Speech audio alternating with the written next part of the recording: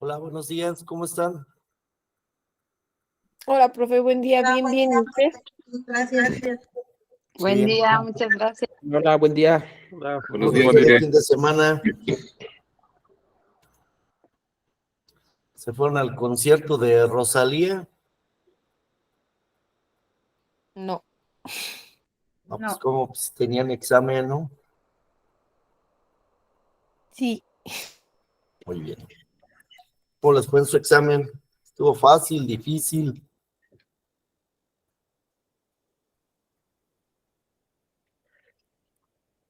Muy sencillo.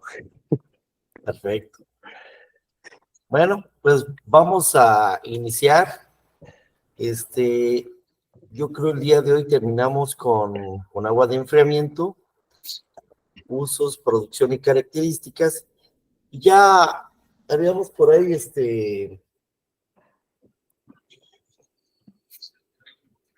visto a dónde se produce el agua de enfriamiento. Entonces, bueno, dentro del objetivo específico dice que al término del tema, cada uno de ustedes habrá adquirido el conocimiento para identificar la fuente de suministro. ¿Cuál es la fuente del suministro del agua de enfriamiento? ¿Qué me puede decir?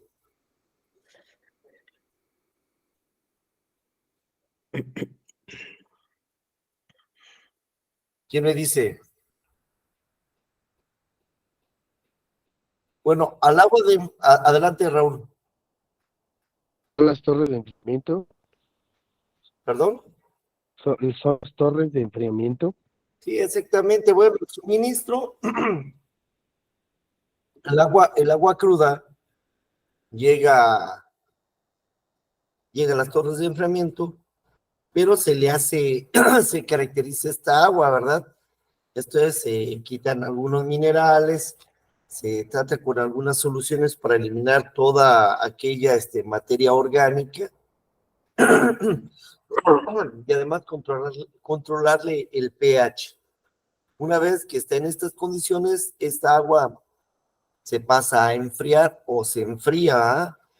Y ya fría es enviada a todas las unidades de proceso, a las plantas, para absorber la temperatura de algunos productos, absorber la temperatura del trabajo mecánico de algunas máquinas y regresar a través igual también de un cabezal, nuevamente a la torre de enfriamiento para ser enfriada con aire, ¿cierto?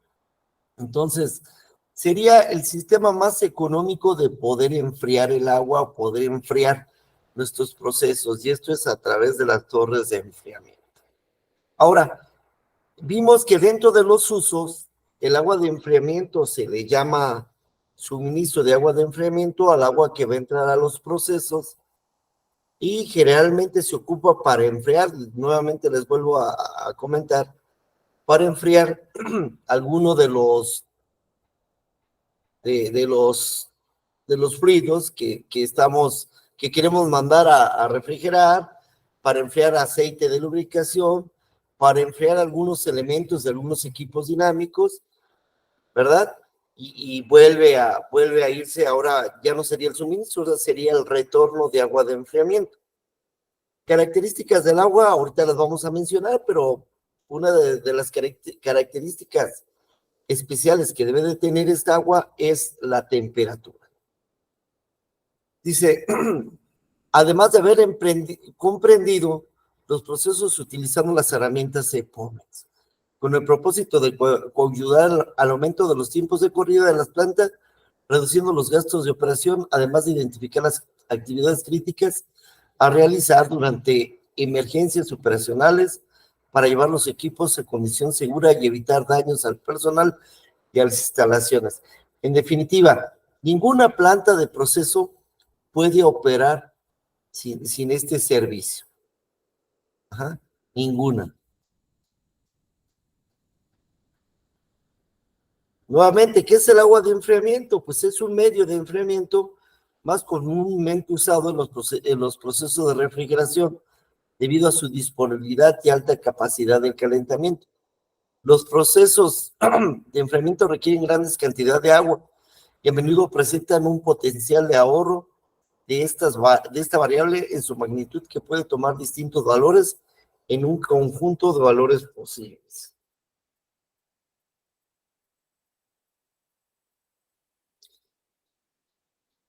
¿Qué es el agua de enfriamiento? Se requiere de una serie de equipos de transferencia de calor donde por medio de un mecanismo se disipa el calor absorbido en el proceso. El agua atrapa parte de este calor y lo transfiere al medio ambiente.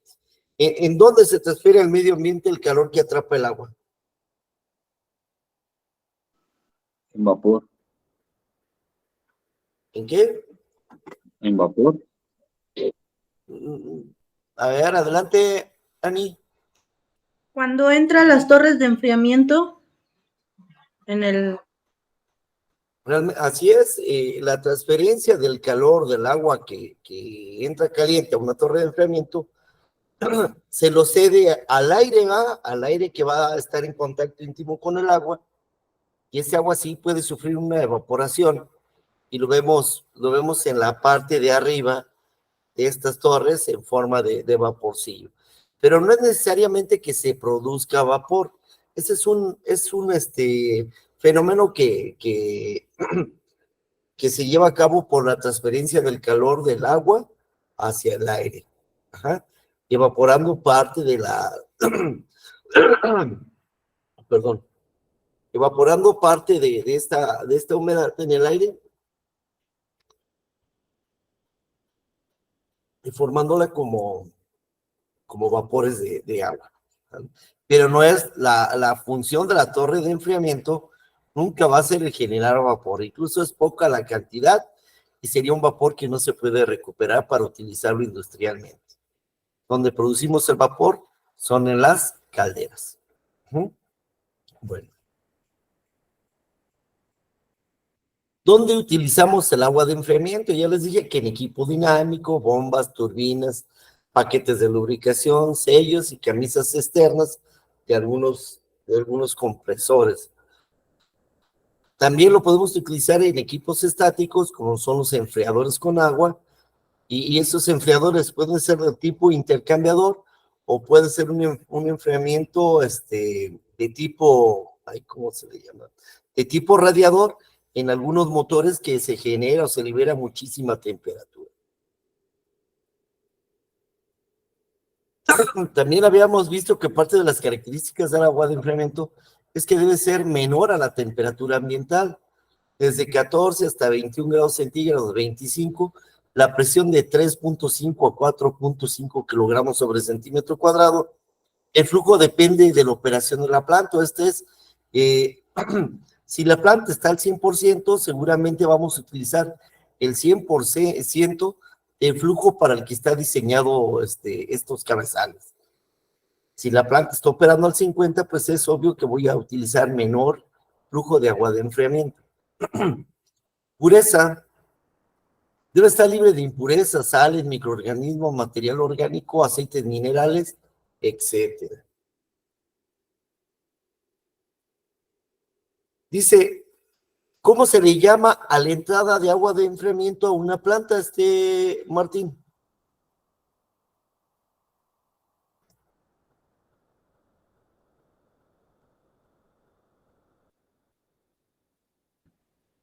Martín, Sí, leo esa parte. ¿sí? Suministro de agua de enfriamiento. Agua proveniente de las torres de enfriamiento. Generalmente hay un bloqueo general en límites de baterías donde se mide presión y temperatura. Se le llama SAE. Sistema de agua de enfriamiento. Ese se le llama SAE, así se le conoce.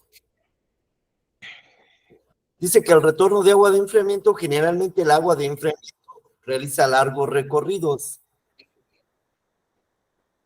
por equipos de la planta de proceso y una vez utilizada ingresa a un cabezal llamado RAI, que es el retorno de agua de enfriamiento, para salir de la planta también por una sola línea o circuito de regreso a las torres de enfriamiento. Ya habíamos dicho que prácticamente el agua de enfriamiento es un ciclo interminable, ¿verdad? Entra el agua, las torres, se enfría, se bombea y se distribuye a las plantas de operación, o a las plantas de proceso, se utiliza el agua, se convierte ahora en retorno de agua de enfriamiento o agua caliente y regresa por un cabezal a las mismas torres de enfriamiento, ahora llamada retorno de agua de enfriamiento, con temperatura superior, con pérdida de presión por el recorrido que hizo, tratada nuevamente, se le tiene que seguir manteniendo el pH, ¿verdad? Se le tiene que seguir inyectando químicos para eliminar prácticamente microorganismos, para controlar el pH, y sobre todo en caso de que traigamos, bueno, de que no que traigamos, nosotros no vamos a operarla, pero en caso de que enviemos un poco de aceite con esta agua, se tiene que aplicar los tratamientos para separar este aceite y no traerlo en el agua, porque nos baja el desempeño del agua de enfriamiento en las plantas de proceso. Entonces aquí está el límite de baterías. Generalmente cuando ustedes se encuentren con un permiso de trabajo, no sé si así lo han checado, que dice L/P, límite de baterías. Si se refiere prácticamente a las válvulas o bloqueos que me permiten aislar nuestra planta de las demás, ¿sí? Entonces, cuando entra al límite de baterías, se convierte en el SAE, y este SAE pues prácticamente va a entrar a intercambiadores. Ajá. Generalmente estos intercambiadores se llamarían enfriadores con agua. Entra por la parte de abajo, sale por la parte de arriba, y estando arriba se convierte en un agua caliente. El producto o el fluido que vamos a enfriar entraría de forma cruzada, entraría por la parte de arriba y saldría por la parte de abajo. También este SAE es utilizado en algunos equipos dinámicos, ¿verdad? Como pueden ser bombas, compresores, y les decía también que algunos radiadores de algunos motores. Cuando sale del límite, cuando sale hacia la planta o sale en un solo cabezal, entonces ahora es llamado RAE. También es utilizado, este es un plan B, lo vamos a ver más adelante, es un sellado de una bomba, y prácticamente en esta parte de aquí, dice, es el agua Enfriamiento de salida. así es, entrada y salida del agua para mantener ese sello frío o el fluido que va a estar sellado. Entonces también es una de las utilizaciones del agua de enfriamiento. Ajá. Esta es una consola de lubricación, que también es aceite que va a estar dando vueltas, una circulación continua, que le va a dar a algunos equipos, llámese compresores o bombas, turbinas grandes. Entonces aquí sí se ven, aquí está el intercambiador, aquí está, aquí abajo, intercambiador, y es el aceite de lubricación, y por medio del agua estamos secuestrando la temperatura que se va generando por el rodar del equipo, ¿verdad? La energía que va liberando el aceite en la captura, pero si no la robáramos, obvio es que las partes metálicas van a incrementar bastantísimo sus temperaturas. Ya vimos en la primera unidad que cuando un material se calienta, se dilata, entonces habría mayor fricción entre los rodamientos o las partes movibles de un equipo dinámico.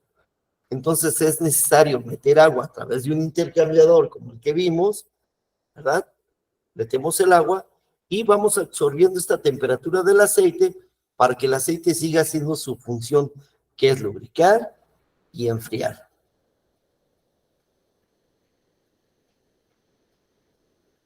Eso sería lo que es un intercambiador de calor, ¿verdad? La mayoría de ustedes lo conocen y vemos que tienen un nido, así le dicen nido, que son prácticamente son tubos arreglados de manera horizontal, ajá, en donde por todos estos tubitos se va a introducir un líquido entrando por un lado y saliendo por el lado contrario. Y el intercambio de temperatura se hace con un líquido que va a entrar por el lado fuera de los tubos, o sea, a esto le llamamos carcasa del intercambiador.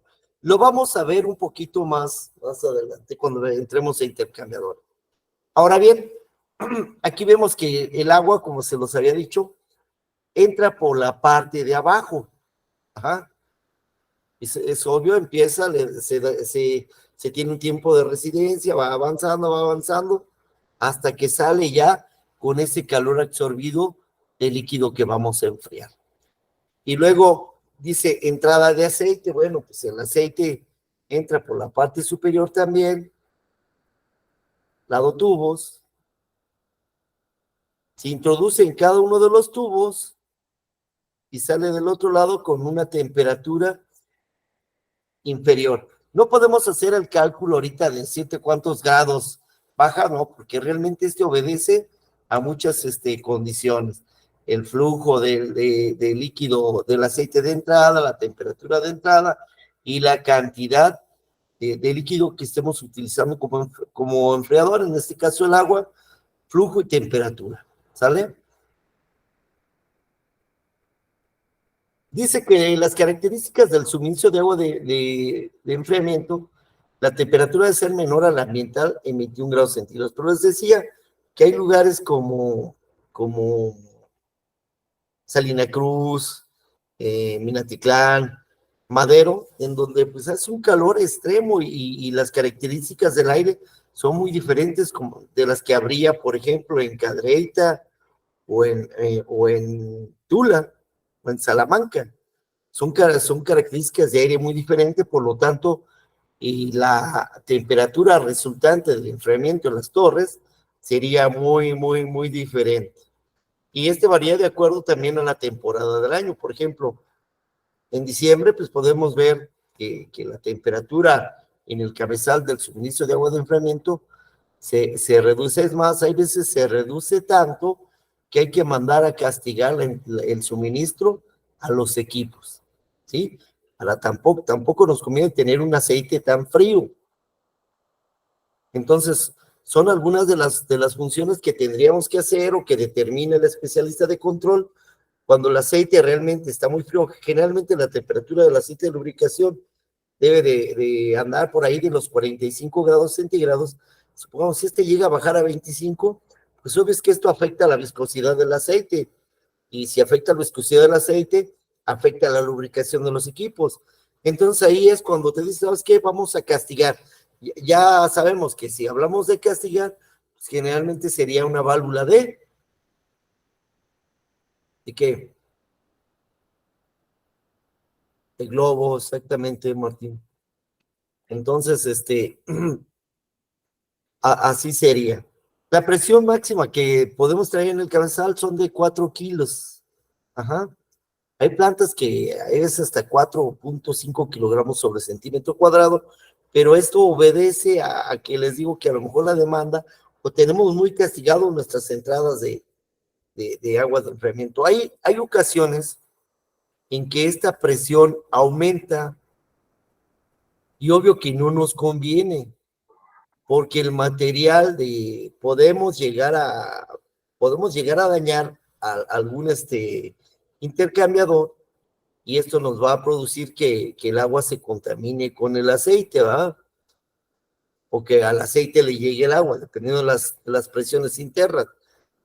Ahora bien, ante esto pues sería algo no deseable, y cuando tengamos presión elevada en el cabezal, seguramente lo que se manda a hacer ahí es liberar la presión del retorno. Esto es, abrimos una purga del retorno para liberar la presión del suministro. Ya quedamos que es un circuito cerrado, entonces lo puede afectar a la entrada, lo puede afectar a la salida. De todas formas vamos a bajar esta presión. El color, bueno, el color observable debe ser un líquido como el agua que conocemos. Ajá, posiblemente puede presentar alguna turbidez así, blanquizca, pero no tanto, pero nunca debería de tener aceite o de formar espuma. ¿Sale? Esta prueba pues es sencilla, ustedes la pueden hacer ahí en una botella. Yo les recomiendo que sea parte de su rutina, si no cada 2 horas, por lo menos sí, una vez al día cuando llegue. Entonces, de cualquiera, toman un poco de muestra de agua, o sea, es que está bien, perfecto, no hay problema. Pero en caso de que vean aceite, entonces hay que reportarlo y se procedería a hacer un muestreo de los diferentes intercambiadores para ver cuál es el que tiene un tubo roto, ¿sale? Dice, dispositivos de seguridad del RAE. Ya cuando vimos PSB, estuvimos ubicando en qué equipos era probable que nos encontráramos con estas válvulas de seguridad y quedamos que las íbamos a encontrar también en las líneas de retorno de agua de enfriamiento. Prácticamente, ¿por qué? Pues porque este líquido, esta agua ya absorbió el calor de algunos fluidos y si hay un descontrol en la planta, posiblemente esta agua pueda aumentar bastante su temperatura, provocando vaporización. Y esta línea no está diseñada para soportar presiones arriba de los 6, 7 kilos, 7.5 creo. Por eso es que tenemos algunas válvulas de seguridad instaladas en la salida de los equipos, en las líneas de retorno de agua de enfriamiento.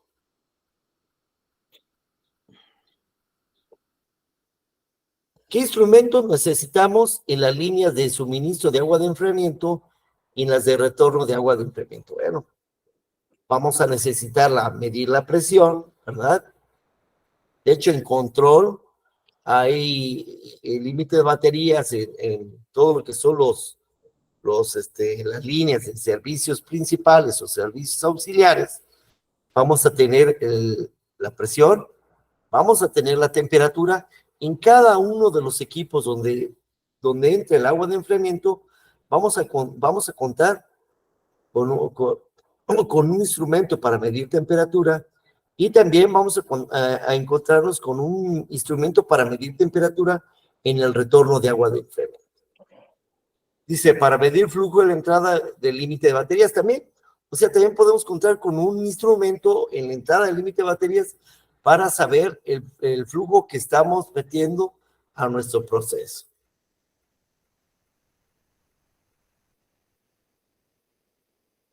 Ahora bien, hay una actividad que se realiza con este servicio y es el retrolavado en equipos con agua de enfriamiento.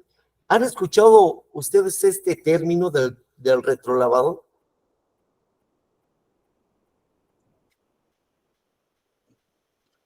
¿Nadie? ¿Han escuchado este término? A ver, Marcos, si me puedes ayudar con el texto.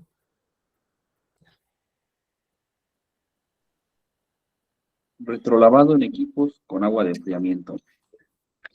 Cerrar suministro de agua de lavado y abrir una purga del suministro al equipo, tirando al piso el agua de la línea de RAE. Muy bien, bueno, aquí está mal de agua de lavado porque sería prácticamente de agua de enfriamiento. Exactamente, se cierra el suministro del agua de enfriamiento al equipo, cerramos, dejamos el retorno abierto y abrimos una purga del lado del suministro de agua de enfriamiento. Entonces lo que haría esto, si yo cierro esta línea, cierro la válvula de entrada de agua, entonces, y abro una purga en el suministro, lo que haría es, ahora, el retorno de agua de enfriamiento fluye de manera contraria y va a salir. ¿Para qué nos sirve esto? Bueno, pues esto de alguna manera nos puede ayudar a que si hay ensuciamiento, hay algún una obstrucción, nos permite ahora en sentido contrario tratar de estar desviarnos prácticamente hacia afuera del circuito. No es que lo vaya a enviar al circuito del agua de enfriamiento, ¿no? ¿Por qué debo de cerrar esta entrada de agua de enfriamiento? ¿Por qué? ¿Qué pasaría si no la cierro y como quiera, si no cierro esta válvula, si no cierro la válvula que hay en el suministro, y abro una purga entre el suministro y el equipo, ¿qué pasaría si no cierro la válvula? ¿Estaríamos haciendo un retrolavado? ¿Estaríamos tirando el retorno del agua de enfriamiento? ¿Por qué no, Martín? Porque pues seguiría pasando, ¿no? Si la entrada del agua de enfriamiento es mayor a la de la purga, pues va a seguir pasando el líquido, ¿no? Exacto, la entrada de agua de enfriamiento tiene una mayor presión que la del retorno. Entonces, lo único que estaría tirando prácticamente no es el agua en el interior del equipo, sino es el agua que va a entrar.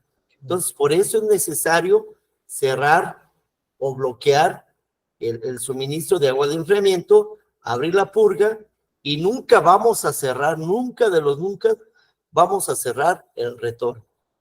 ¿Sale? Eso sería hacer el retrolavado.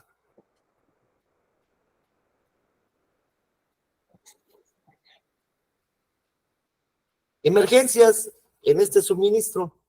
Bueno, falla en el suministro. Este es que la bomba de la torre de enfriamiento que nos está enviando el agua falle y nos quedamos sin el fluido. Una falla como hace rato comentaban en el grupo, por ejemplo, una falla de fuerza, pues todavía es que nos vamos a quedar no nada más sin el agua, sino con todos los servicios fuera, principalmente el vapor y el de energía.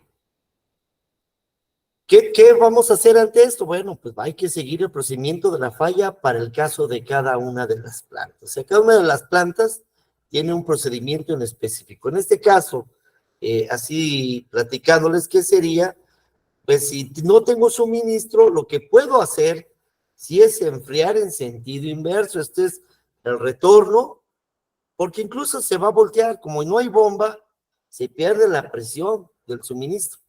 Entonces, lo que sí puedo hacer es bloquear el suministro y hacer lo mismo que en el retrolavado. Esto es empezar a enfriar el líquido que está pasando a través de los equipos con el retorno de agua de enfriamiento. ¿Sale? Esto es lo único que tenemos que hacer. ¿Qué pasaría si una falla en el suministro de agua de enfriamiento es prolongada? Lo más seguro es que tengamos que sacar fuera de operación la planta de proceso. ¿Por qué? Habría dañamientos en los equipos, en los intercambiadores, ¿va? Esta temperatura, generalmente ponemos a enfriar con agua un fluido, llámese gas, llámese líquido, pero que realmente la pérdida de temperatura es muy poquita. Si fuera una término de temperatura mayor, pues haríamos prácticamente el traslado de la energía del producto caliente al producto frío, pero sería al que vaya a entrar al proceso. ¿Sale? Por eso es que en algunas plantas, por ejemplo, como combinada, vemos un banco de intercambiadores de calor y dice dice ahí la leyenda, ¿no? Banco de carga. Entonces, estamos preparando la carga, cediéndole la temperatura de los productos que requerimos sacar fríos. ¿Sale? Preguntas acerca del agua de enfriamiento. ¿Es importante o no es importante saber las características en el suministro del agua de enfriamiento y saber a los equipos que va a prestar el servicio?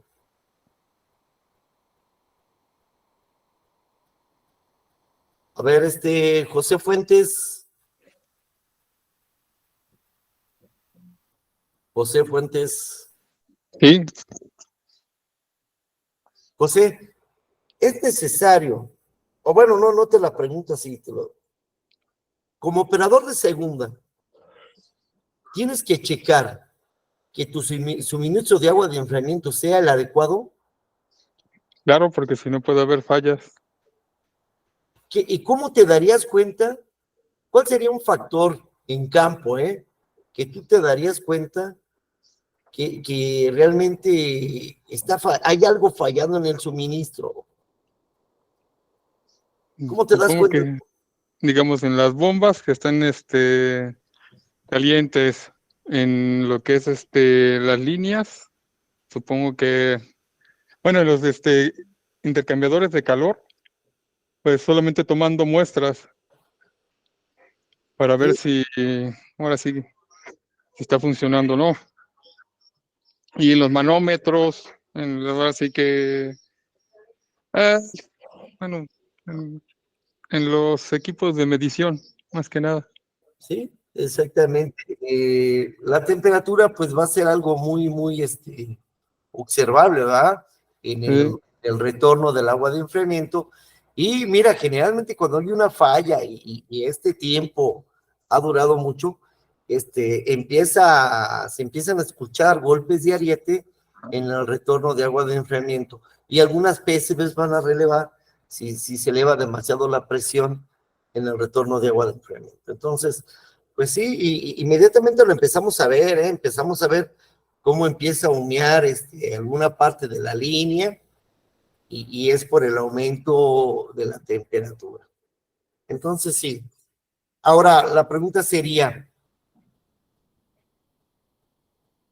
dentro de la preparación de un equipo dinámico, el agua de enfriamiento es un factor importante a tomarlo en consideración, o como es algo auxiliar, no importa que no lo metas desde inicio, o sea, lo puedes meter ya que la máquina esté operando. ¿Qué me puedes decir de esto, Marco?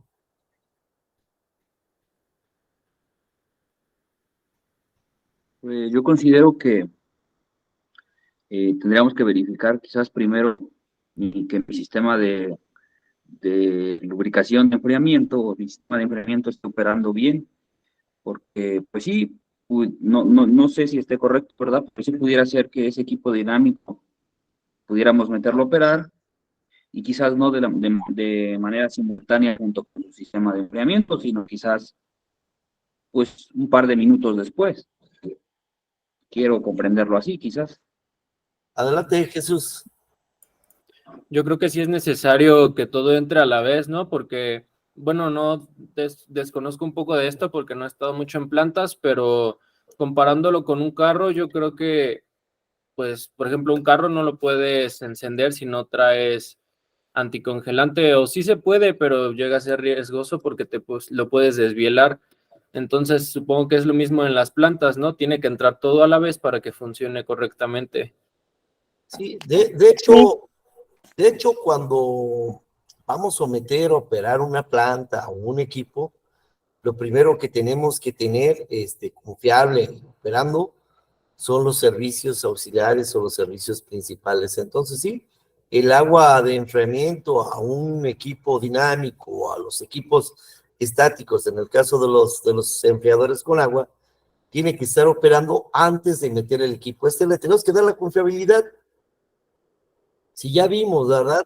Que en el caso de que un equipo entre a operar o esté operando sin el agua de enfriamiento, pues se puede dañar porque el aceite se va a dañar, el aceite va a dejar de hacer su función. A un intercambiador, pues el intercambiador va a dejar de absorber la temperatura y va a seguir llevando la temperatura a otro lado, donde seguramente vaya a haber un problema en la operación del equipo. Ajá. Entonces, sí, es necesario alinear antes de tiempo y siempre saber que tienes disponible no solamente tu agua de enfriamiento, sino todos los servicios auxiliares o principales que tenga tu equipo y tu planta. ¿Sabes? Ahora bien, la siguiente pregunta sería, dentro de tu rutina como operador de segunda, ¿qué checarías conforme a lo que acabamos de ver? Tu función, Isabel García, sería ir a las torres de enfriamiento y ver que en verdad esté llevándose a cabo el proceso.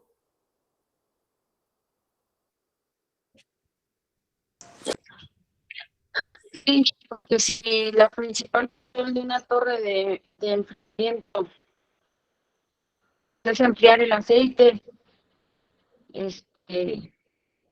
por medio del calor. La torre de enfriamiento es enfriar ¿qué? Enfriar la temperatura que viene de los tanques de almacenamiento. La función de la torre de enfriamiento va a ser enfriar el agua que es utilizada en los procesos. Ajá. Y, Agua y caliente. nosotros, y nosotros no tenemos nada que hacer en las torres de enfriamiento, nada. Recuerden que ahí se los puse en el diagrama de límite de baterías, de ahí para adentro es mi responsabilidad o su responsabilidad. Y ustedes lo que pase hacia afuera, pues sí, obvio, nos afecta, pero deja de ser nuestra responsabilidad. ¿Se acuerdan que vimos el reglamento de labores? ¿Qué sería el reglamento de labores si yo como supervisor de ustedes les dijera, ¿sabes qué? Vete a tomar una muestra de la CT501, Marco. ¿Lo harías? No. No, porque no es tu área de trabajo. Te accidentas, te quemas, se te cae un ventilador en la cabeza, pues obvio que estás fuera de tus funciones y vas a tener problemas. No. Nuestro trabajo como operador de segunda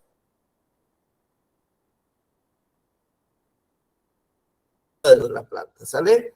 Y sí, el agua de enfriamiento proviene de las torres de enfriamiento, pero exclusivamente van a enfriar el agua, ¿eh? No van a enfriar otra cosa más que agua. O bueno, pueden, si el agua va contaminada con aceite, pues va a enfriar más que agua, pero esto es no deseable. Y de hecho, si hay una contaminación, te lo reporta luego, por ejemplo, la CT503. Ahora, a ver, planta fulana, sultana y mengana, chéquense en su retorno de agua de enfriamiento. Y ya lo checas, a lo prueba segunda, lo checa, ¿sabes qué? Hay aceite, bueno, pues entonces ahora lo que tienes que hacer es buscar de qué equipo, y ya te vas a cada uno de los equipos a estar secando hasta que detectas, ¿sabes qué? Es del EA401, donde ahí se está obteniendo agua, en el retorno, estoy obteniendo agua con aceite. Entonces, lo que se hace, si se puede, es bypassear el equipo, bloquearlo y seguir evitando contaminar el agua del frente. Ya llega tubería, lo aísla, llega pailería o parcha o rentuba ese intercambiador. Pero sí, no es nuestra función ir a las torres de enfriamiento. ¿Por qué lo ponemos entonces? Bueno, porque hay que saber cómo se obtiene, hay que saber de dónde viene, ¿sale? Ok, otra pregunta más.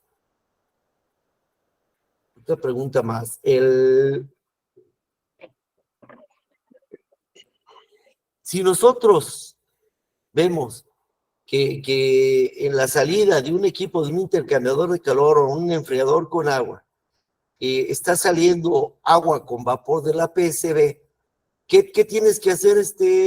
A ver, aquí le pregunto. ¿Qué tienes que hacer, Estrella? Si tú pasas por el área y ahí en determinado punto ves que en un intercambiador de calor ya tienes identificado tú cuál es el retorno. El retorno lo podemos distinguir en un intercambiador por 2 puntos. ¿Cuál y cuál es, Martín?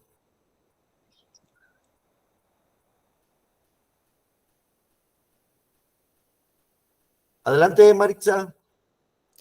Bueno, la entrada hace rato nos explicó que la entrada es por la parte de abajo y la salida es por la parte de arriba. Y también se puede ver en el diámetro de la tubería. Bueno, creo que sí, es en el diámetro de la tubería. Son iguales los diámetros, Maritza. ¿Sí? Son Ah, ok, iguales. ok. Pero sí tienes razón, por la entrada del líquido y la salida. Muy bien. Y otra, cuando vimos válvulas, quedamos que especialmente en un lado va algo. Dime, Raúl. Por la PCB, Por la PCB, ¿dónde va instalada? en el retorno. En el retorno, exactamente. Por esos 2 puntos me puedo dar cuenta cuál es el suministro y cuál es el retorno, ¿ah? Muy bien. Y generalmente, ahora sí, regreso a la pregunta. ¿Qué pasaría si voy pasando y veo que la PCB del retorno está saliendo agua y vapor? ¿Qué hago?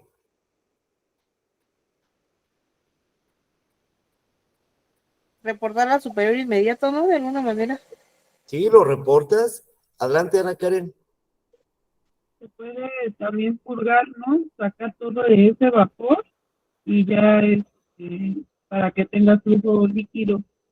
Y generalmente lo que habríamos de hacer ahí es avisar primero al supervisor, avisar al control, y otra, seguramente lo que vamos a tener que hacer es maximizar el flujo de agua de enfriamiento en ese intercambiador, como lo haríamos, sí, abriendo una purga, exactamente, en la que abro la purga y con esto ayudo prácticamente a que entre más flujo, al exponer esta corriente a una presión más baja, que sería la atmosférica, pues va a fluir con mayor facilidad en ese punto y voy a ayudar a eliminar el problema. Bueno, el problema realmente sería en el control, o puede ser que a la línea y en el retorno esté taponeada, entonces ya no se está, el flujo de líquido no está avanzando, pero lo que sí es seguramente puede ser es que algún nivel se aumentó,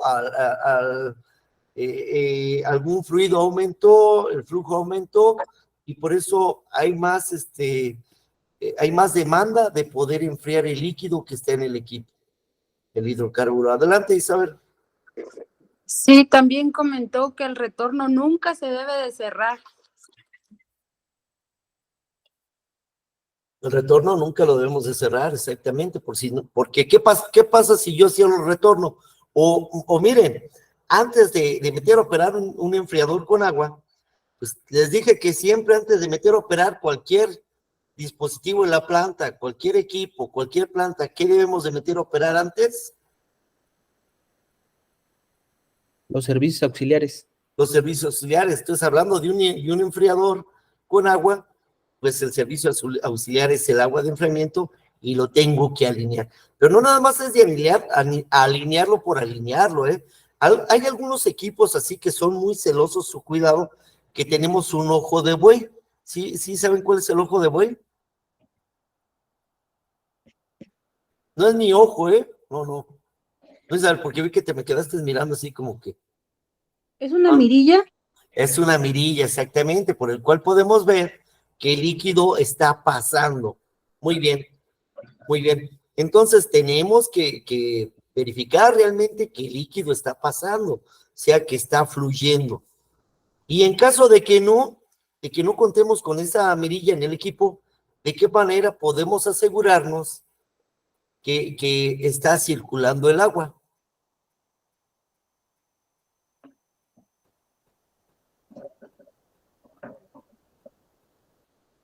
Pues palmeando la línea finalmente. Adelante, Ana Karen. Sí, pues era tocando el tubo y sentir las vibraciones del agua si tiene la corriente. Se sienten Exactamente, las ya vibraciones. les había hablado de la técnica voto, que es la B es de ver, la O de oír, la T de tocar, y la otra que es Oler. oler, exactamente. Adelante, Ana Karen. No lo dejé en la Ah, nota, perdón. ok, muy bien. Entonces, bueno, pues el agua de enfriamiento es uno de los recursos más importantes, al igual que los otros que hay de servicio para las plantas de operación. Y el hecho de no tenerlo, no contar con él, la planta no podría estar operando, ¿sale? También ya vimos que pueden existir emergencias, y dentro de estas emergencias, pues hay que seguir lo que dice el procedimiento.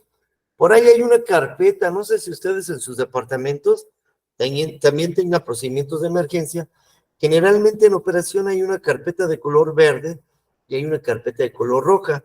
La carpeta de color roja, pues prácticamente son estos procedimientos de emergencia, y seguramente ahí viene la falla en el suministro de agua de enfriamiento. ¿Sale? Hay que aprendernos de aquí pues, prácticamente las características del agua, la que a nosotros nos compete, porque sí, en el manual pues también habla, ¿no? Del pH y del máximo de algunos materiales orgánicos e inorgánicos, pero bueno, no, lo que a nosotros nos compete prácticamente es la temperatura y presión, ¿verdad? Y cuando lleguemos al área donde nos vaya a tocar, identificar, generalmente son las líneas bien grandotas, entonces tenemos que tener identificadas bien cuál es el bloqueo general de la planta o de la sección que vayamos a estar, el suministro de agua de enfriamiento y del retorno de este. Generalmente cuando hay nuevos, cuando llegan los escolapios a las plantas, todo el mundo trae su tinta indeleble y volvemos a ver ahí agua de enfriamiento. Ahí les encanta estar pintando todo. Entonces, está bien, es válido. ¿Quién de ustedes estuvo del jueves para acá en una planta de proceso? Creo que ahí está Miriam.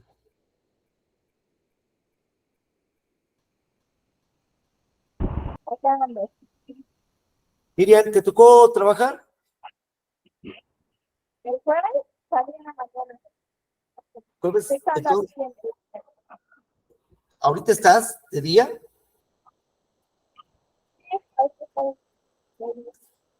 Estás en refinería. Ella está en una planta, está en la Hidros 1. ¿Qué nos puedes comentar acerca de este cabezal de agua de enfriamiento y de los servicios que ahora sí, valga la redundancia, que este servicio da a diferentes puntos en las plantas donde estás tú?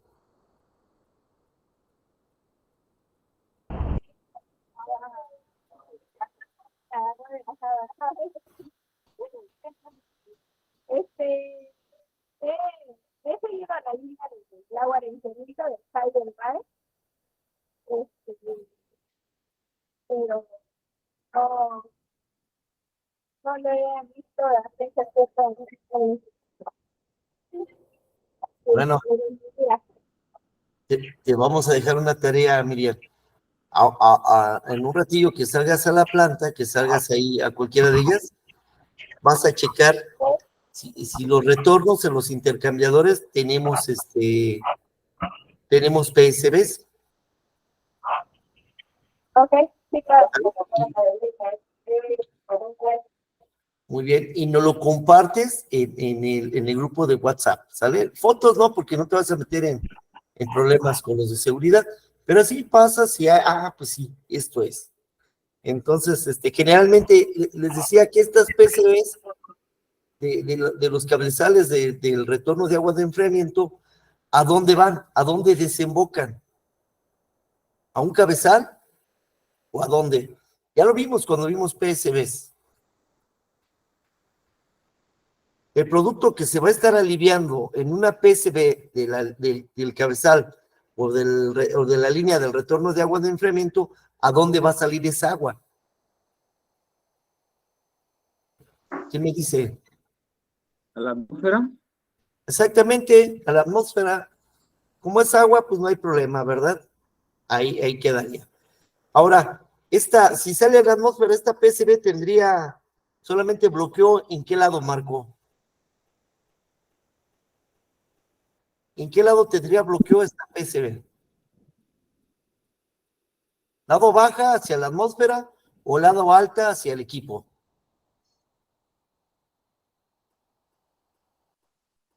Hacia el equipo. ¿No? Exactamente, lado alta hacia el equipo. Por si hay la necesidad de bajarla, de que esta PCB abrió y se quedó abierta, pues la bloqueamos y la podemos entregar a mantenimiento, tranquilamente. Muy bien. ¿Alguna pregunta acerca de lo que es el agua de enfriamiento? Adelante, Marco.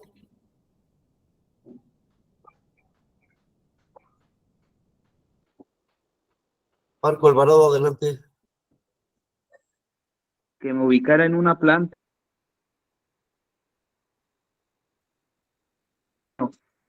Entonces, ¿Me escucha? no te escuché bien. Si me pudiera ubicar en alguna planta, ¿dónde se ubican los límites de batería del SAI-RAE? Mira, a ver, te ubico. ¿Has estado? ¿En qué planta es la última que has estado? No, tiene como año y medio que no piso Refi, pero más o menos, bueno, a ver, en Hidros 1, por ejemplo, tengo ubicado dónde está el rack, porque es por arriba, donde llega el RAE. Ajá. No, generalmente El SAI y el RAI no va a llegar arriba, ¿eh? No, pero pasan por arriba, las tuberías pasan por arriba en un rack. Sí, pero las plantas prácticamente las tenemos en el piso, incluso hasta Sí, correcto. enterradas. Sí, correcto, pero por ejemplo, en la Hidros 2, hablando de Hidros 2, también identifico dónde están los tubos de 24, que es el SAE y es el RAE, Ajá. pero no logro comprender dónde es el límite de baterías. Ah, ok. Bueno, el límite de baterías, por ejemplo, bueno, a ver, déjame ver. Por ejemplo, de la HDR está frente a la CT503. Enfrente de la calle. Ya ves que hay un pasillo, hay un corredor debajo de las tuberías y donde prácticamente está el cuarto de cambio de los operadores. Ahí hay un juego de válvulas arriba. Ese sería el límite de baterías. Pero no necesariamente está ahí el suministro, está abajo. Y tienen incluso, es que son líneas muy grandes y no nos conviene tenerlo arriba. ¿Por qué?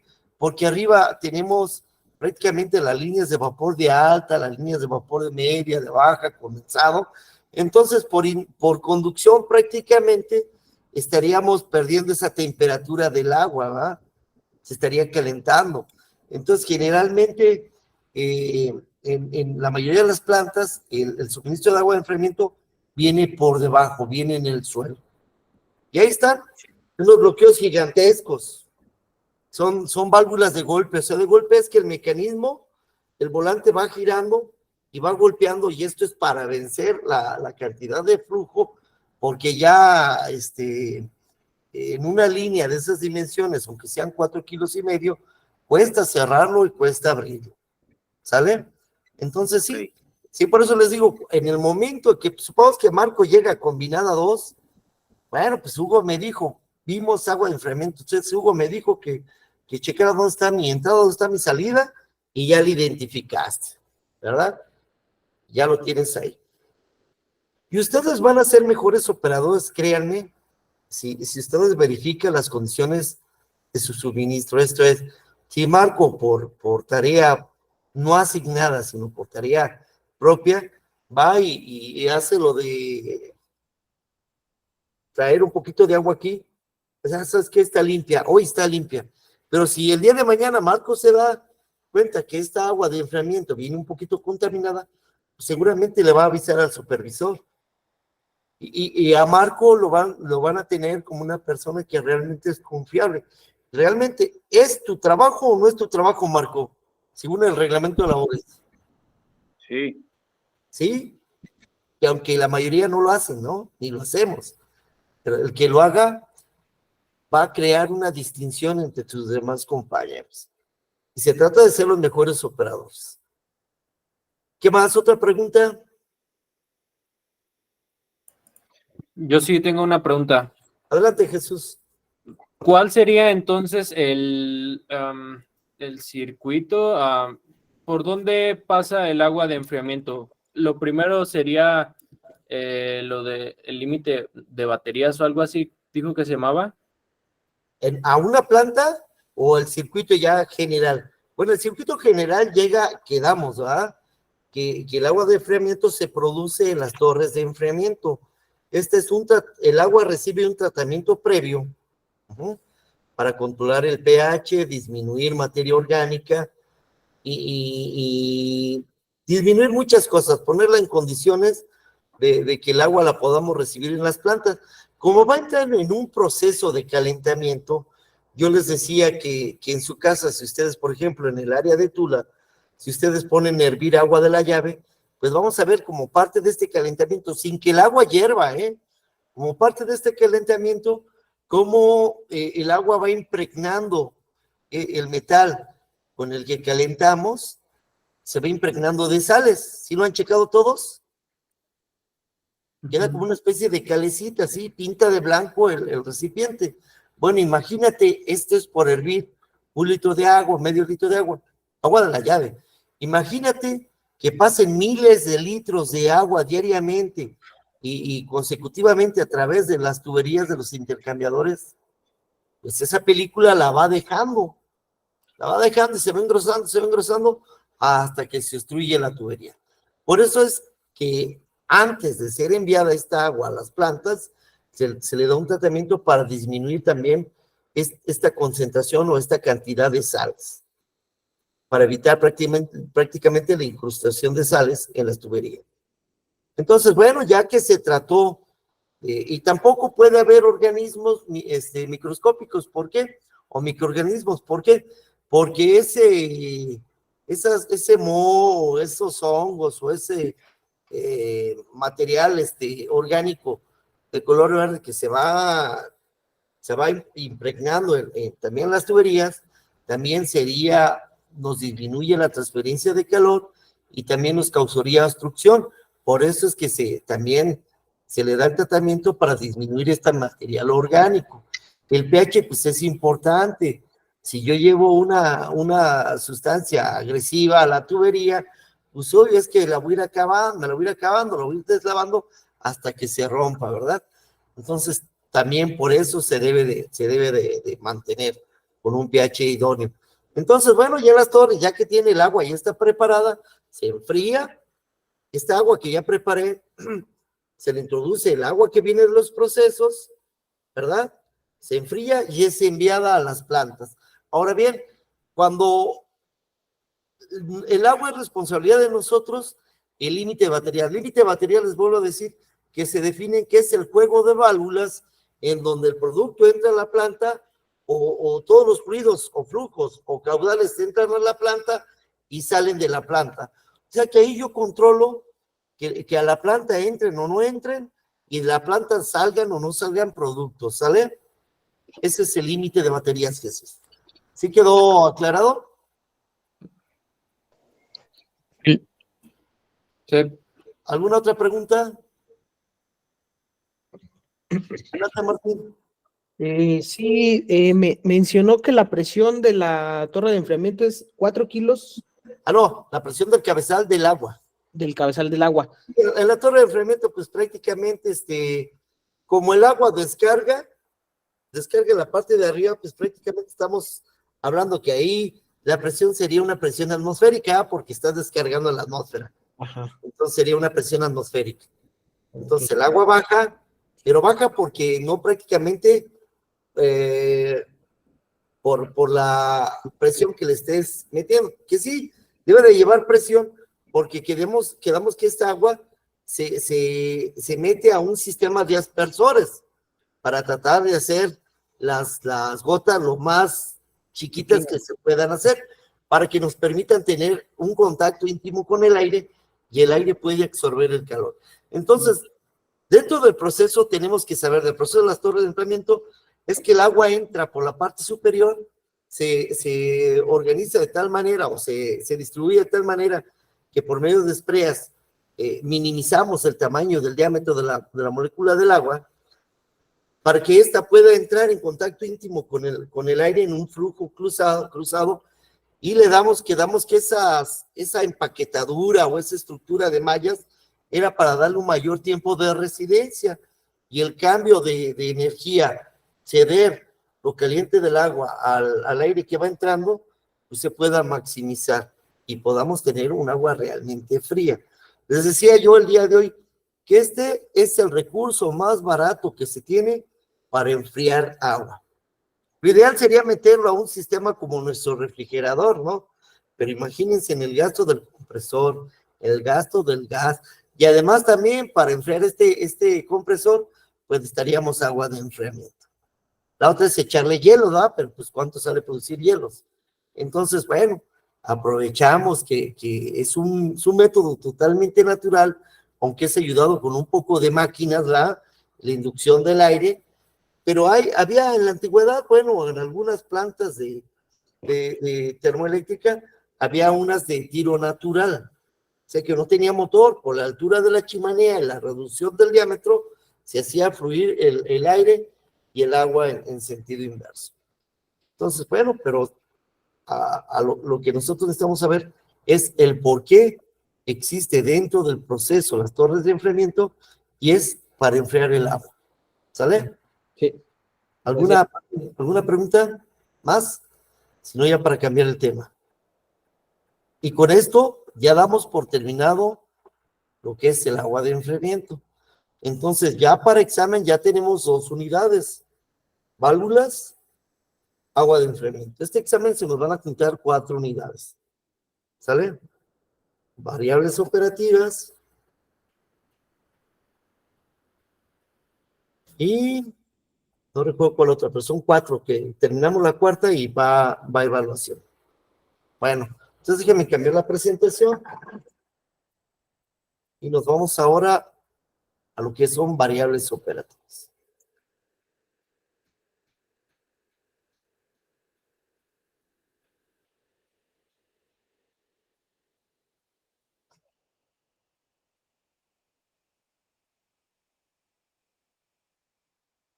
Yo le cambié el nombre, es variables de proceso.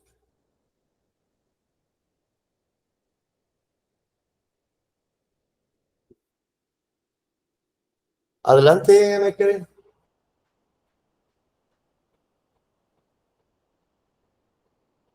¿Cuál sería entonces? Nada más sería válvulas, torres de enfriamiento, variables operativas, y la cuarta, ¿cuál sería? La cuarta, pues la que comencemos a ver el día de mañana. Ahorita no sé cuál sea, pero ya está en el pop incluso, ¿eh? Ahorita les comento, ahorita en un inter.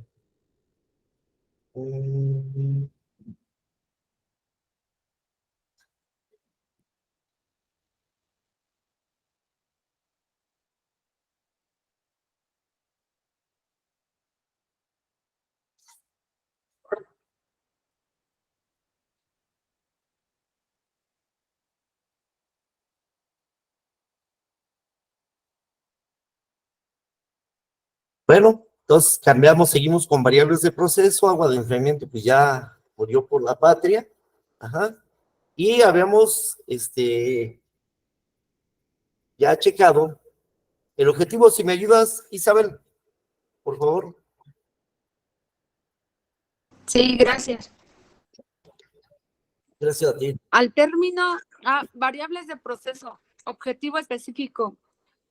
Al término del tema, los participantes reconocerán e identificarán las diferentes magnitudes de las variables controladas: presión, volumen, temperatura, nivel y flujo, utilizándolas para la toma de lecturas y elaboración de reportes durante recorridos por medio de las diferentes herramientas de aprendizaje proporcionadas por EPOMES. Bueno, pues aquí vemos realmente desde que vimos por ahí sistemas de unidades de medida, pues habíamos quedado que el hombre tiene la necesidad de medir. En una planta de proceso, para ustedes operadores de segunda, ¿cuál sería la necesidad de estar midiendo lo que está pasando en un proceso? ¿Quién me puede decir? Pues para llevar un control, un monitoreo, ¿no? Sí, exactamente. Exactamente, nosotros tenemos que estar midiendo en campo, porque si bien es cierto, no todas las señales llegan a control. Por ejemplo, el amperaje en un motor, pues lo vemos en una carátula en campo, no esto no es enviado al sistema de control distribuido, sobre todo de un equipo chico. A lo mejor sí de un compresor grande, sí es alimentado al sistema de control el amperaje de la máquina o del motor. Por ejemplo, hablando de la temperatura en el retorno del agua de enfriamiento, ¿por qué Martín? ¿Por qué es bueno tenerlo, tenerlo ahí, observándolo? Pues para saber qué temperatura nos está regresando, ¿no? Sí, exactamente, porque nos daríamos cuenta si el... Si el equipo está funcionando adecuadamente. Exactamente, exacto, si está funcionando adecuadamente. Pero también, por ejemplo, ustedes van a estar a cargo de los calentadores a fuego directo, entonces hay disparos en equipos por alta o baja presión, ¿verdad? Entonces, si un equipo se está aproximando al valor de disparo, Pues obvio que tú como operador de segunda ves, y, canijo, ya tiene uno 300, dispara uno 450. Entonces hablas a control. ¿Sabes qué? Está así, esta condición. Dice, qué bueno que te diste cuenta, porque aquí no me ha alarmado. Porque el de control muchas veces actúa cuando hay una alarma. Ajá. Cuando una variable está en el límite establecido como alarma, el operador toma acciones. Pero pues, a lo mejor no le alarmó, ¿verdad? Por ahí pasó algo con ese instrumento y no le alarmó. Pero Martín lo detectó y seguramente si es en el cabezal de gas combustible y hay un disparo por alta presión, entonces puede pasar dos cosas, que el operador le diga a Martín, ¿sabes qué? Métete otro quemador. Y al meter otro quemador, él libera el cabezal y disminuye la presión aumentando el calor o conservando el calor, ¿verdad? Entonces sí, ese es muy importante, nosotros estar tomando datos de la planta, y es obligatorio porque nuestras bitácoras y reportes nos van a describir de qué puntos y de qué instrumentos vamos a estar tomando lecturas nosotros X cantidad de horas, cada 2 horas, cada hora. Escuchamos una compañera de ustedes que comentaba, creo que fue en el grupo de la tarde, Paulette, que decía que cada hora hacen su recorrido para toma de lecturas. Adelante, Jesús. Tengo una pregunta. ¿Por disparo a qué se refiere? Por disparo es que salga fuera de operación. Es una protección. Por ejemplo, se me ocurre, a ver, así, comparándolo con tu carro. Si tu carro tiene una temperatura alta, ¿qué pasa? Pues primero sale el aviso en el tacómetro de temperatura. Ajá, y si no le haces caso, pues se apaga o se exacto, desvila. sería un disparo. Ahora, por ejemplo, un disparo, bueno, ahora ya no lo he visto tanto, pero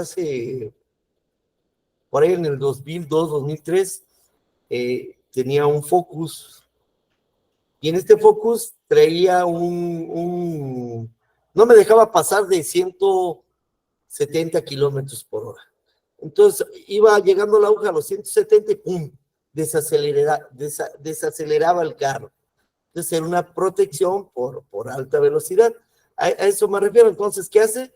Pues el disparo. O sea, ya no sigue obedeciendo al impulso que le esté dando yo al acelerador.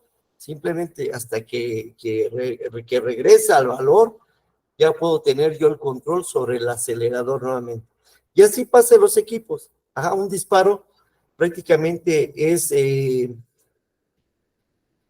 sacar de operación, por ejemplo, en un motor que tengo una protección, dispara el equipo. Esto es, deja de suministrar la energía eléctrica y se detiene el trabajo del motor. ¿Sale? A eso me refiero con disparo. Entonces, sí, parte del recorrido que ustedes van a hacer como operador de segunda es llegar y anotar todo. Ahí empezamos a ver, o ya vimos, que hay datos que se apuntan, por ejemplo, la presión, pues ya vimos sus unidades, ¿verdad? Temperatura, pues ya vimos las unidades. Pero también hay algunos elementos que se miden, por ejemplo, la vibración. Y si no contamos con un dispositivo para identificar las vibraciones o desplazamientos que hay en un equipo, bueno, con oír o con tocar podemos sentir. Por ejemplo, en un carro, ¿no? Cuando lo estás manejando, y ya había, por ahí el ingeniero Federico les dijo, cuando el carro está cascabeleando o no tiene o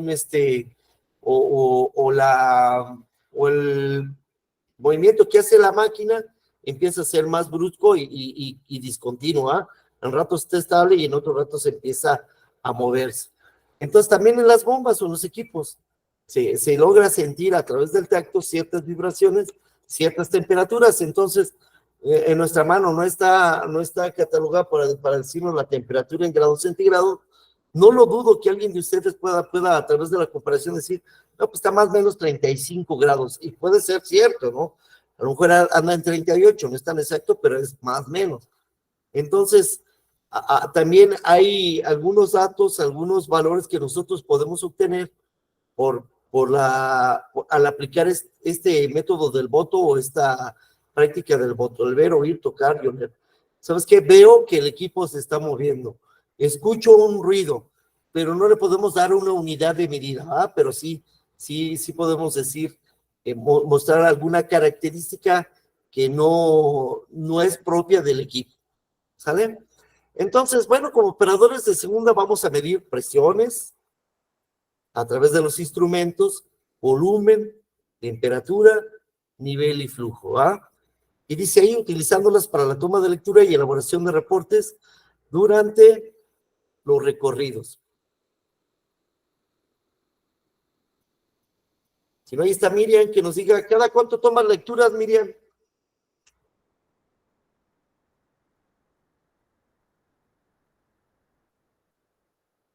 ¿Sigue Miriam o ya se fue Miriam?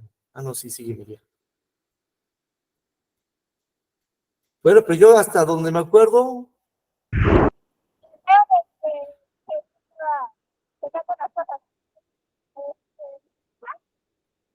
Sí, te escuchamos. Pues acá estoy a cargo de unos calificadores, entonces tengo que sacar a la presión de gas que llega, a los quemadores, cuánta presión de gas que llega a los quemadores, a los pilotos. ¿Y cada cuánto lo haces, Miriam? Sinceramente, dado entrando y saliendo de la guardia. 2 veces nada más. Pero en la bitácora, pues, en el formato de lo más de ahora. Ok. Sin llego a tener ninguna variación, es entrar y salida, pero si llega a tener alguna variación durante la jugada, pues lo sepa en ese momento. Muy. A la de cloro, por ejemplo, en el tanque de cloro, ¿cuántos centímetros tengo? El tanquecito de cloro, la carrera del motor, a cuánto está trabajando el motor, cuánto es la presión de descarga. Acá tenemos el nitrógeno, cuántas toneladas tengo. ¿Qué más? Pues sería, pues mis acetatos, ¿no? Que también serían características negativas. Muy bien, Miriam, gracias. Cristian. Sí, bueno, las lecturas se sacan cada 2 horas, como dice el formato. Sí, hay plantas en donde cada 2 horas, hay plantas en donde, o algunos equipos que con 2 que hagas, pues es según la frecuencia que te pida el formato o la bitácora, pero sí, hay que estar midiendo. Dice, una variable es una magnitud que puede tomar distintos valores en un conjunto de valores posibles. Generalmente nosotros en la operación, pues manejamos un rango de valor. Esto de la presión puede andar en, lo vimos en el suministro de agua de enfriamiento, que puede andar de 3,5 a 4,5, entonces dentro de ese rango. Puede andar en 7, 10 kilos, pues ya es algo que no es normal y hay que reportarlo. Puede andar en 1 kilo, pues obvio que es algo que tampoco es normal, entonces también hay que reportarlo, ¿saber? Pero así es. Entra dentro de un rango y ustedes deben de empezar a familiarizarse con esos rangos para saber cuándo está fuera y qué acciones se deben de tomar. ¿Qué es una variable de proceso? Pues ya la vimos, que es una condición física o química que se tiene el interés de medir y controlar, ya que por medio de ella o ella se controlan las características del producto o producto. Esto es, no es que el PBR, como lo decía el ingeniero Federico, no es que la densidad, no es que la cantidad de octanos sea algo que yo diga, no, yo en mi guardia debe de estar así. No. O sea, es un valor máximo, es un valor mínimo que tienen las variables y nosotros debemos de permanecer dentro de ello.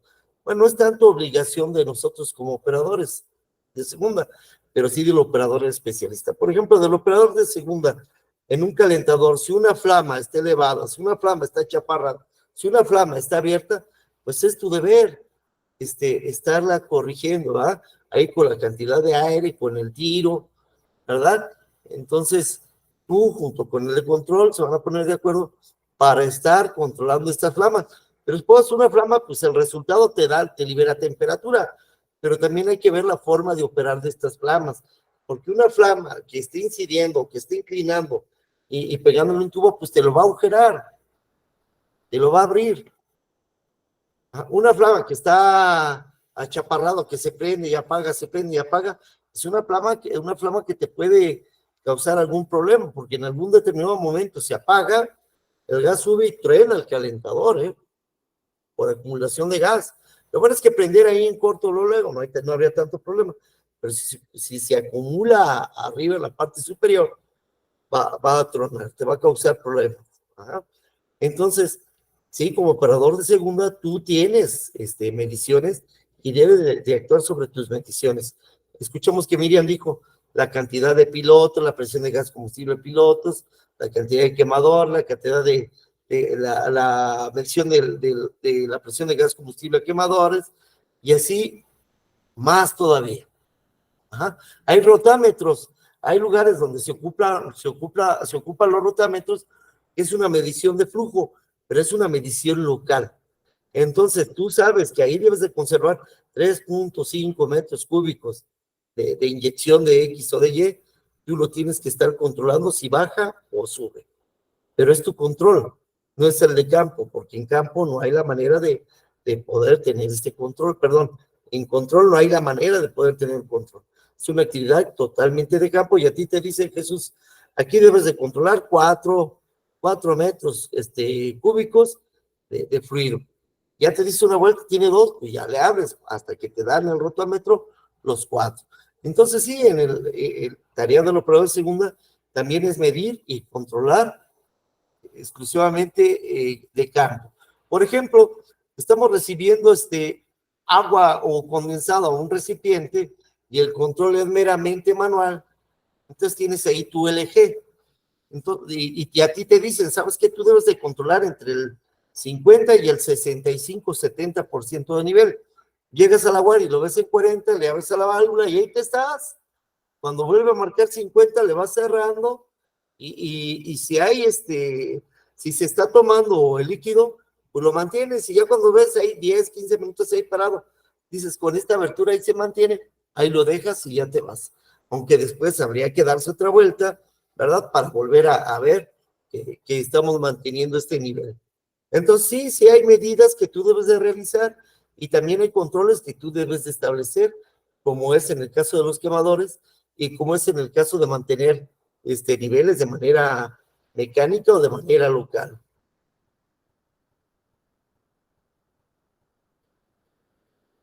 Y quedamos, ¿verdad?, que las variables de proceso son los valores de operación. Por ejemplo, en este recipiente de agua desmineralizada, la presión de operación es de 400 a 1.200 kilogramos sobre centímetro cuadrado.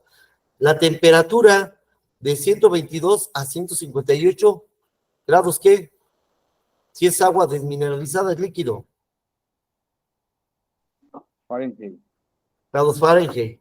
El nivel mínimo 30, el nivel máximo 70 y 100 metros cúbicos, ¿qué me indica? ¿Qué variable será? El volumen. El volumen. Ya se los había puesto. Por ejemplo, ¿qué medimos? Les voy a preguntar.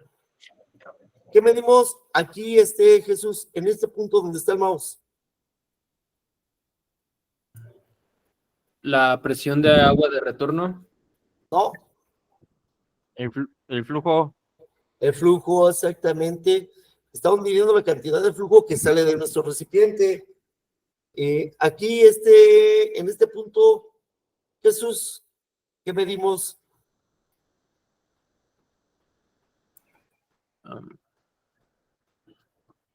Por eso te la di, porque ahora sí medimos lo que comentas. Aquí voy a medir la presión del recipiente. Siempre vamos a ver que en todos los recipientes los manómetros van a estar en la parte superior para medir la presión del recipiente, ¿sabe? Y aquí en este punto que estoy midiendo, Martín, ¿Dónde? El nivel. el nivel, y aquí en este punto, Isabel, ¿qué estaría midiendo? Estoy midiendo internamente el líquido. ¿Qué me dirías tú internamente en el líquido? Internamente, Sí, pues la temperatura. la temperatura, exactamente. Muy bien, Isabel. ¿La presión control? Dice, presión, si me puedes ayudar, Tania.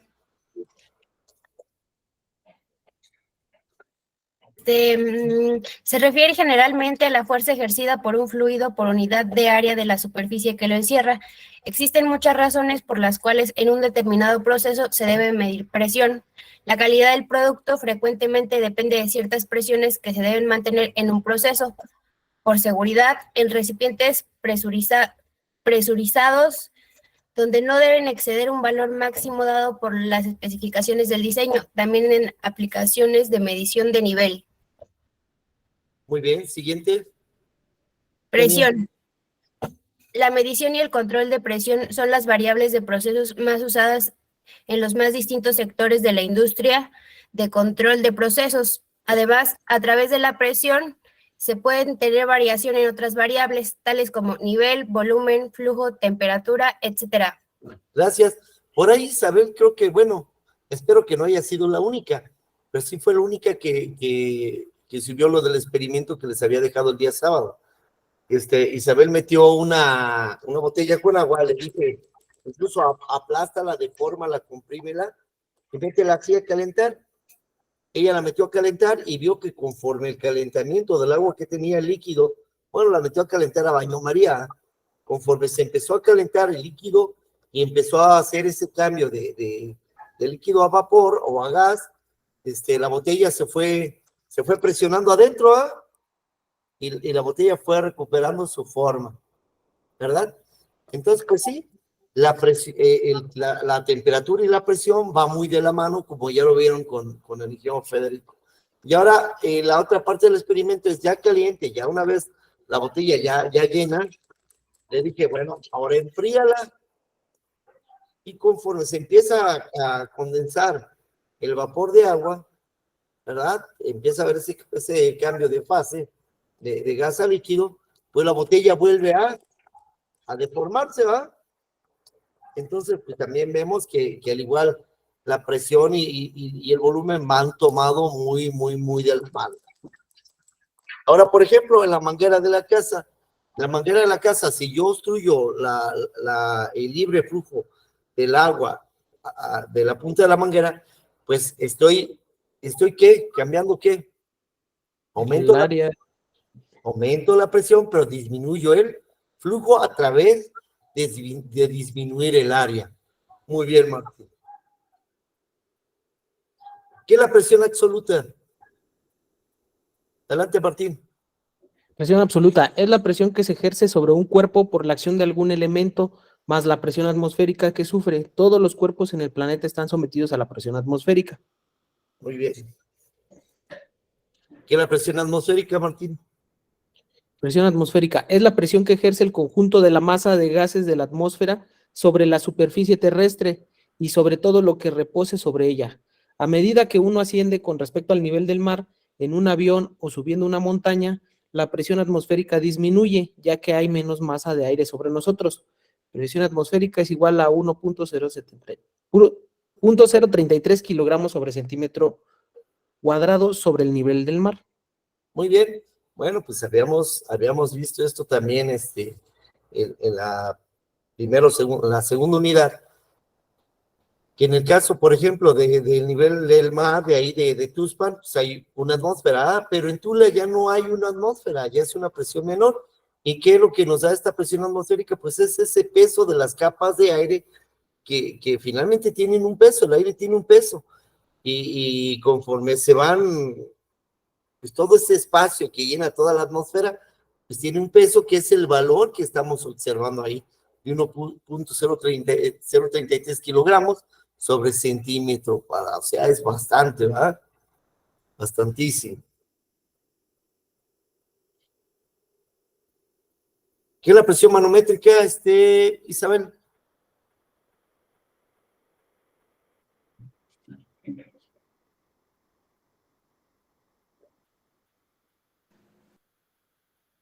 Es la presión que existe por sobre el valor de presión atmosférica, también llamada presión relativa. Su valor corresponde a la diferencia entre el de la presión absoluta y el de la presión atmosférica. La presión relativa se mide utilizando un manómetro, de allí su nombre, y es la que más se utiliza en la vida cotidiana. La presión puede obtenerse adicionando el valor de la presión atmosférica a la lectura del manómetro. Ahora, ¿qué es la presión de vacío? Adelante, Maritza. Es la presión que existe por sobre el valor de presión atmosférica, también llamada presión relativa. Su valor corresponde a la diferencia entre el de la presión absoluta y el de la presión atmosférica. La presión relativa se mide utilizando un manómetro. No, perdón. Perdón. Es vacío. Esta no es. ¿Qué es la presión de vacío? ¿Ustedes conocen la presión de vacío? Marco. Sería presión negativa, ¿no? Exacto. Pero ¿la han sentido? ¿Ustedes han sentido una presión de vacío? No es la presión que hace la panza cuando no hemos desayunado, ¿eh? Esa Cuando no es. uno se asusta, también. No, tampoco. Entonces no. Miren, generalmente cuando ustedes se han acercado a un calentador, aunque esté apagado, si ustedes, si el calentador tiene abierta la mampara, que es la válvula de mariposa, que está hasta en la parte de arriba, aunque esté apagado, si ustedes abren una de las ventanillas del calentador y ponen una hoja de papel, se alcanza a ver cómo la quiere llevar hacia el interior. Es porque la presión es menor a la presión atmosférica, entonces es una presión de vacío. Y sí, generalmente las presiones de vacío son presiones muy, muy inferiores.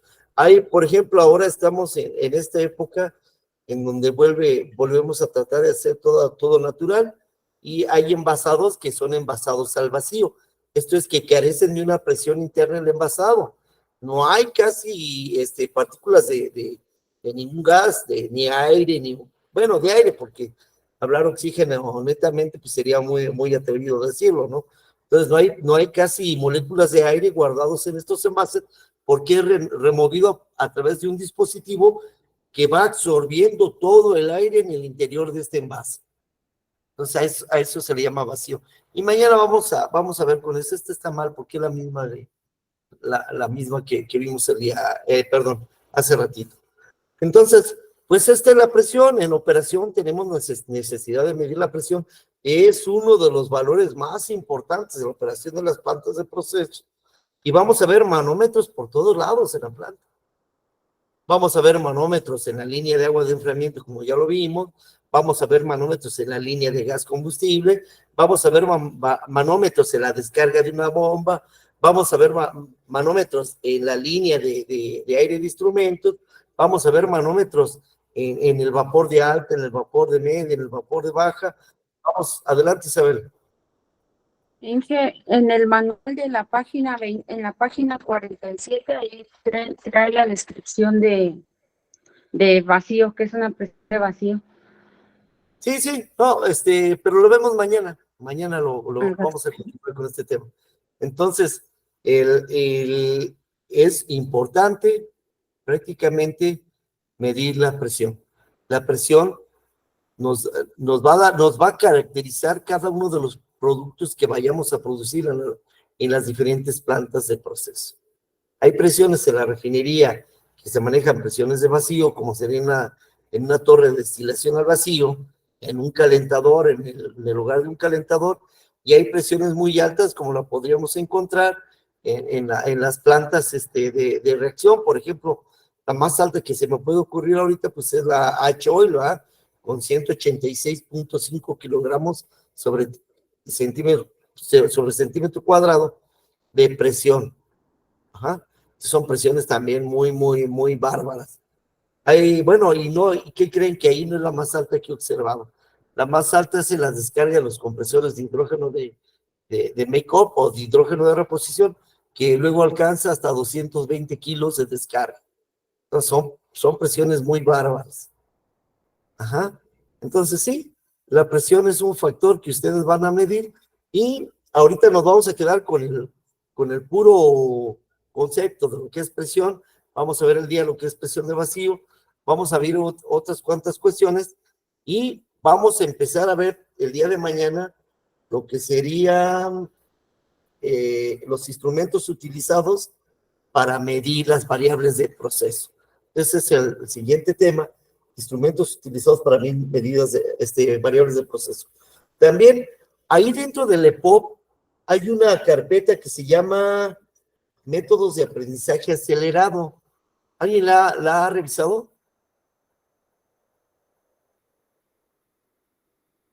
¿Nadie la ha revisado? Chéquenla, por favor. Esa no la vamos a ver, no la voy a exponer yo, ni la va a poner, ni la va a exponer Federico, ni nadie la va a exponer. Chequen ese material que está ahí, porque lo que sí va a haber va a ser evaluación, pero es material que ustedes tienen que revisar. Y prácticamente nos da las herramientas para poder resumir, para poder, a través de este tipo de enseñanza, de poder destacar los puntos más importantes. ¿Sale? Chéquelo porque es para la ayuda de ustedes y para que puedan asimilar más rápido esto. Adelante, Martín, y después Jesús. ¿Es una metodología del aprendizaje? Bueno, yo la revisé un día, pero nada más así a simple Sí, vista. exactamente. Es una metodología del aprendizaje. Ok. Sí, porque Sí, nada más sí. la revisé así pero ya hay que revisarla más a fondo, entonces. Prácticamente son videos y algún texto que hay que revisarlo para poder hacer la evaluación, ¿sale? Sí, está bien. Adelante, Jesús. Nada más una pregunta, ¿en qué parte está eso que menciona? Porque yo no lo he visto. A ver, déjame ahorita se los pongo.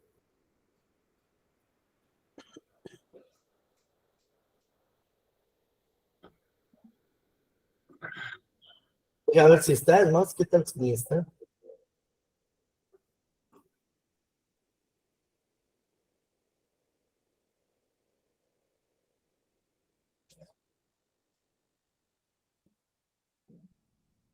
Bueno, ahí estamos no se ve.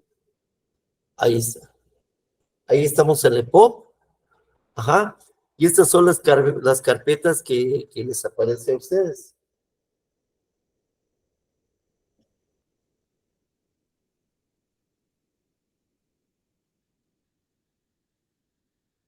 ¿Qué crees que tiene razón, Jesús? Sí estaba, pero ya no está. Pero bueno, yo hoy en un ratito se las libero para que le empiecen a revisar y podamos hacer la evaluación. Entonces, la siguiente evaluación sería de válvulas, agua de enfriamiento que ya vimos, ¿verdad?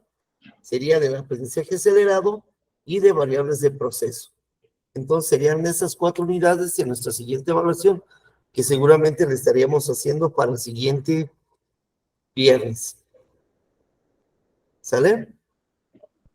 Bueno, ya también les había mandado la imagen de que ya estamos preparando su Cardex, prácticamente para que vayan viendo ustedes la evaluación que van teniendo en cada una de las unidades y el avance que están teniendo. Por ejemplo, a lo mejor Martín dice, ¿sabes qué, Hugo? Ya me eché la de métodos de aprendizaje, ya también me eché la de aritmética y ciencia y método científico, ya quiero hacer la evaluación.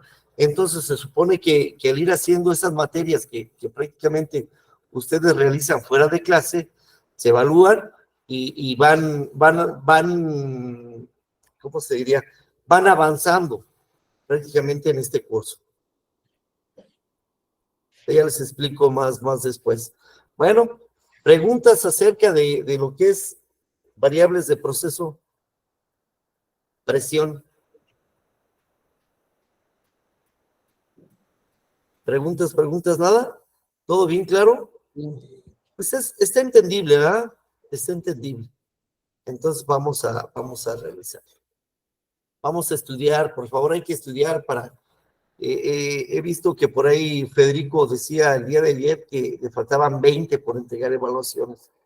Entonces, pues no sé qué onda con estos 20, si no vayan a continuar o qué. Es necesario que hagamos la evaluación para poder tener la retroalimentación. Y Federico les indique, saben que hay que checar más esto, hay que checar más lo otro, y si fuese necesario alguna clase de regularización, poderlo hacer. Adelante, Tania. Disculpe, a mí me envió un mensaje sobre que me iba a hacer esa evaluación durante la semana. ¿No sabe qué día va a ser? Ah, no, la evaluación que tienes pendiente es conmigo, así es, Tania, y es de la CB1, CB02 y Sí, sí, sí. NR01, pero el día sábado, eligió Federico, les envió la evaluación del IE01 al 04 y el QP01. Entonces, no sé si esa la realizaste, Tania. No, tampoco la pude realizar. Ok, bueno, pues después de clase hay que ponerse en contacto con el ingeniero Federico para que lo puedan realizar. Pero sí les propongo yo que hay que estar estudiando diario. Miren, ahorita está relax, pero ya la semana que viene vamos a estar llevando más unidades, ¿eh? Este programa hay que terminarlo en 3 meses. Lo podríamos llevar a 5. Por mí no hay problema, ¿ah? Pero pues obvio es que a lo mejor económicamente a ustedes ya no les convenga. Entonces hay que terminarlo en 3 meses, porque en la semana 13, 14, 15, 16, 17 y 18 son los cursos específicos. Y ahí los cursos es quién quiere tomar el de primaria, quién quiere tomar el de catalítica, quién quiere tomar el de hidros. Y es conocer a la perfección lo que sucede en cada una de las plantas. ¿Vale? Bueno, pues los dejo con el ingeniero Federico y y cualquier cosa, pues ya me lo hacen llegar ahí.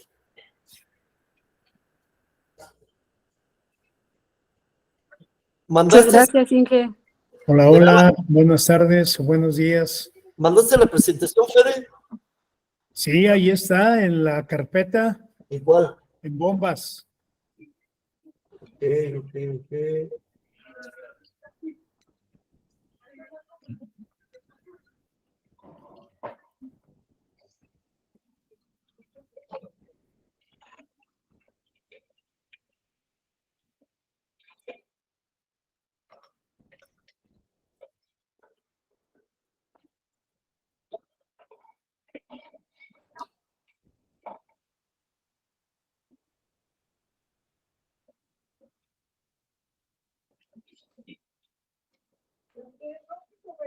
sea, corazón.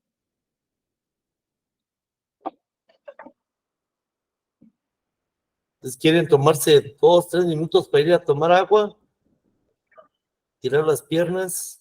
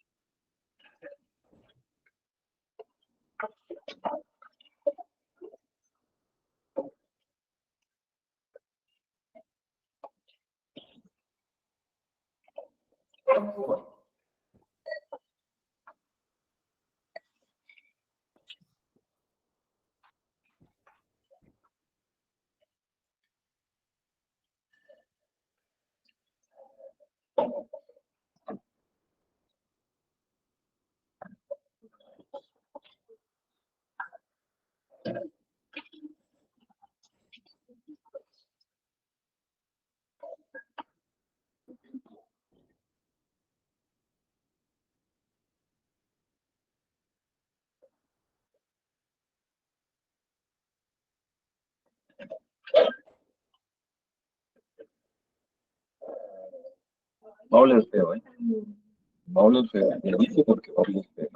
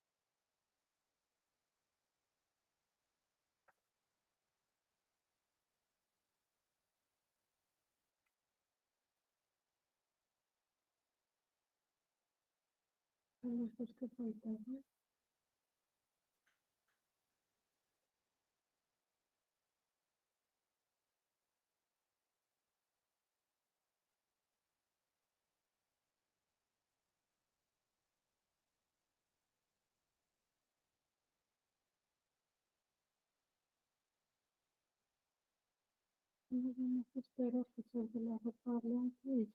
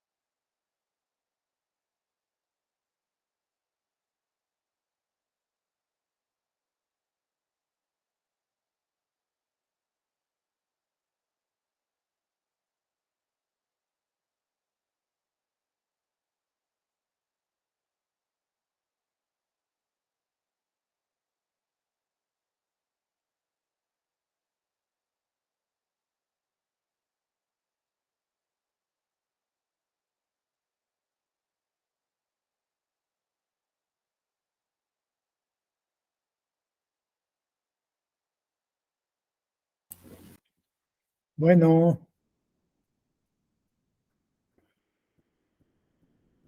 ¿Me escuchan? Sí, qué buen día. Hola, buen día. Sí, buen día, sí se escucha. Hola, Buen día, profe, ¿sí se saludos a escucha? todos. Hugo, por favor, ahorita Buenos no días. vayas a grabar. Hola, buen día. Hola, buenos días. Buenos días, Inge. Hola, buenos días. Buenos días. En primer lugar, a los que mandaron su evaluación, muchas gracias.